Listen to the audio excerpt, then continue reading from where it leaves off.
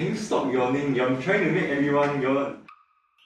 Hi guys, welcome to another episode of Psych Mythbusters. Today we are checking out yawns. Especially, is yawning really contagious? We will be looking at two research studies that will help us answer this question. But first, what is a yawn? The yawn is an unstoppable reflex which reveals the evolutionary and neural basis of empathy and unconscious behavior. We all yawn, but do you know that animals like turtles, crocodiles, birds, and even fishes yawn too? In fact, yawning is so common in the animal species that it has led to a whole line of yawn studies done on them. This brings us back to our myth. Is yawning really contagious? We wanted to know what does our fellow students think, so we went around asking them. Do you think yawning is contagious? Yes. Yes. Yes. Yes. Yes. Yeah. Yeah. I think yawning is contagious, but I don't know the reason why. But I feel every time my friends get around, I get the feeling that I'm so relaxed. I think psychological. I read a study about it somewhere, but it's kind of psychological. But Looks like most think yawning is contagious, but why is this? To answer that, let's go to our first study. In this study, subjects were exposed to a 5-minute series of 30 videotaped repetitions of a male adult yawning.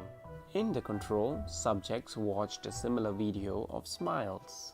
The subjects exposed to yawns were more than twice as likely to yawn, as opposed to those that were only exposed to smiling.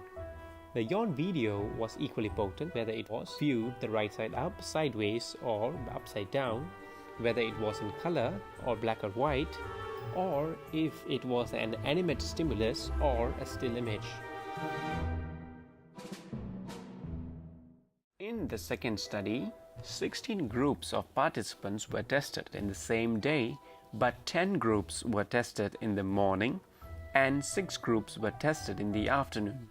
9 groups started out the first part of the experiment blindfolded, while the remaining 7 were not given any blindfolds. Participants were asked to sit in chairs arranged around a table facing inwards. Blindfolds kept participants from seeing each other yawn, while music or earphones prevented them from hearing it. Where participants could see each other, it produced about 3.5 yawns per hour. In the control, it only produced 2/3 yawn per hour. For the blind test, no autocorrelations were detected. For the non-blind test, autocorrelation results does not support that yawning is contagious.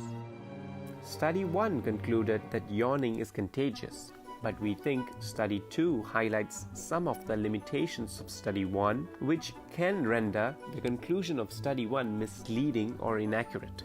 There are too many factors to control such that they cannot conclusively say that the stimulus is the one that elicits the response. Our stand is that causation is difficult to prove, so our myth is most likely to be inconclusive.